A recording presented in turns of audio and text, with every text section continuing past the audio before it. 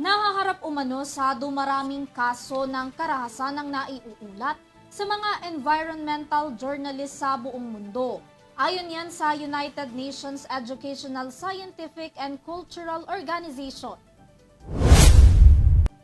Naiulat ng UNESCO na dumarami ang kaso ng karahasan laban sa mga environmental journalists sa buong mundo mula ito sa parehong estado at pribadong sektor. Ito ay matapos na ma-highlight ang mga pinsala ng mga mamamahayag sa pagitan ng taong 2009 at 2023.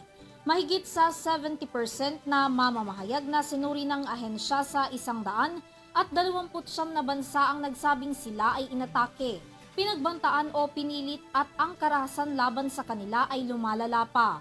Ayon sa UNESCO ang UNESCO ay cultural agency ng UN kung saan nakalista sa ulat nito ang ilang karahasan na naranasan ng mga mamamahayag at ito ay ang mga pisikal na pag-atake tulad ng mga pinsala, pag-aresto at harassment pati na rin ang mga legal na aksyon kabilang na ang defamation lawsuit at mga paglilitis sa krimen bukod sa iba pa.